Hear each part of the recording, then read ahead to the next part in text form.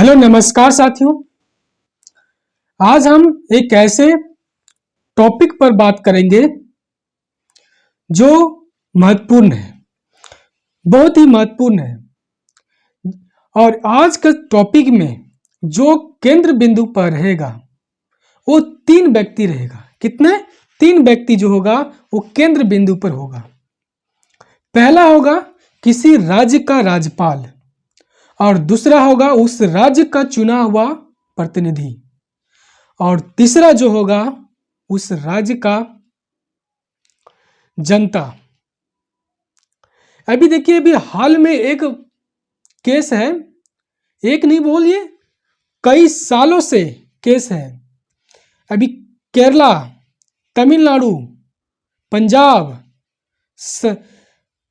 राज्य की सरकार है, वो क्यों सुप्रीम कोर्ट का दरवाजा खटखटा रही है, उन सभी चीजों पर भी हम चर्चा करेंगे।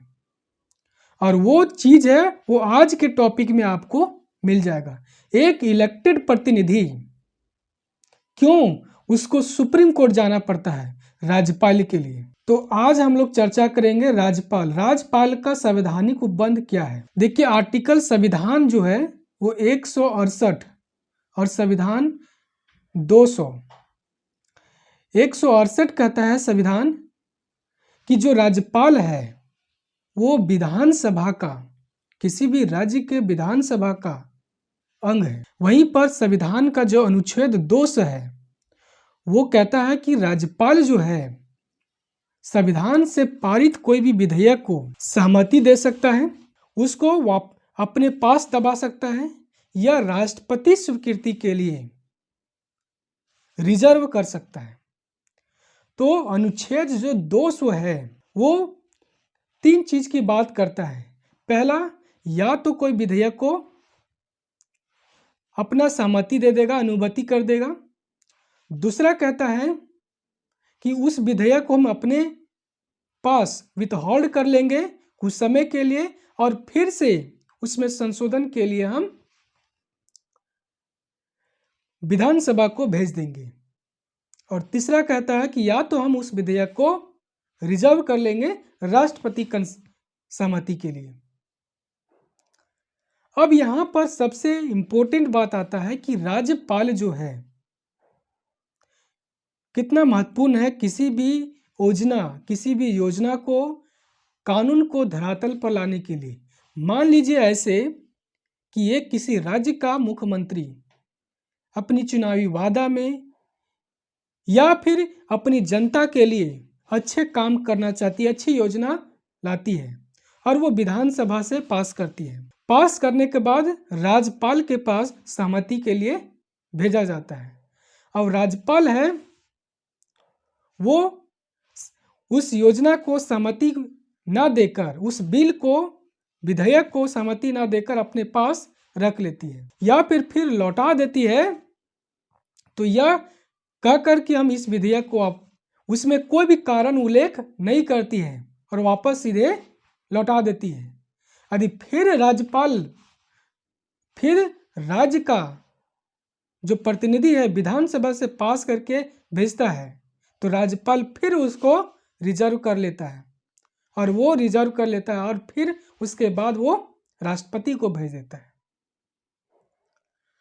अब वो जो योजना है उस राज्य के लिए बहुत ही इंपॉर्टेंट था। किसी भी क्षेत्र से हो, श्रम विभाग से हो, स्वास्थ्य से विभाग से हो या कंस्ट्रक्शन का काम हो, कोई भी योजना हो या फिर कानून हो,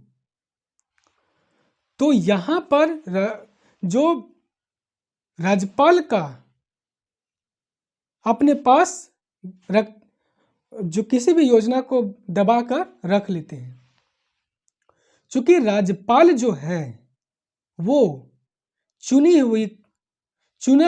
कर नहीं आता है, इसलिए जनता के प्रति उसकी जवाबदेही नहीं होता है।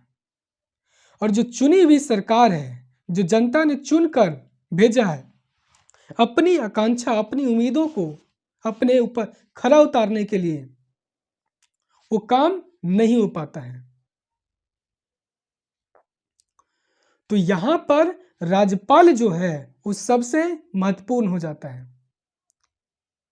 क्योंकि राज्यपाल को सहमति देने या नहीं सहमति देने राष्ट्रपति के पास भेजने के लिए इसका उल्लेख है, लेकिन राज्यपाल के लिए कोई निश्चित समय जो है वो फिक्स नहीं है कि कितने समय के लिए वो अपने पास राज्यपाल है वो रख सकती है और उसको वापस भेज सकती है विधानसभा के पास।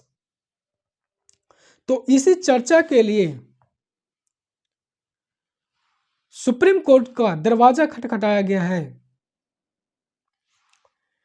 केरला सरकार के द्वारा, तमिलनाडु सरकार के द्वारा, पंजाब सरकार के द्वारा, जो उस राज्य के लिए, उस राज्य की जनता के लिए वह कानून बहुत ही महत्वपूर्ण है। यह सुप्रीम कोर्ट से मांग किया जा रहा है बार बार कि राज्यपाल को सहमति देने के लिए या किसी बिल को अपने पास रखने के लिए कितने दिन तक वो रख सकते हैं, उसकी एक डेडलाइन को, एक समय निर्धारित किया जाए। ये सभी सरकारों ने तय किया है, क्योंकि जो राज्यपाल है वो केंद्र का प्रतिनिधि होता है और केंद्र सरकार इसमें इंटरफेयर करती है, अपने मन से किसी को राज्यपाल बना देती है। मान लीजिए केंद्र में सरकार अलग पार्टी की है और राज्य में सरकार है वो अलग पार्टी की है, तब यहां पर दोनों की सहमति नहीं बनती है। केंद्र जो है वो राज्य का अलग पार्टी है, राज्य में अलग पार्टी है और राज्य की अलग पार्टी है, वो अच्छी योजना अपनी जनता के लिए चाहती है, करना चाहती है, लेकिन केंद्र सरकार नहीं चाहती है कि जनता को दूसरा पार्टी अच्छी योजना लागू करे, भलाई हो, तो हमारा जो वोट बैंक है वो नहीं होगा। तो इसलिए दूसरी पार्टी की जो सरकार है दूसरे राज्य में, उसको अच्छी योजना कानून को बनाने नहीं देती है। तो ये हम देखें कि राज्यपाल की क्या भूमिका है।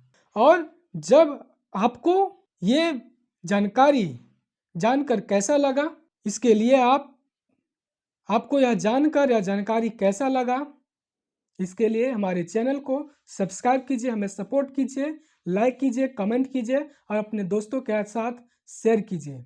जय हिंद।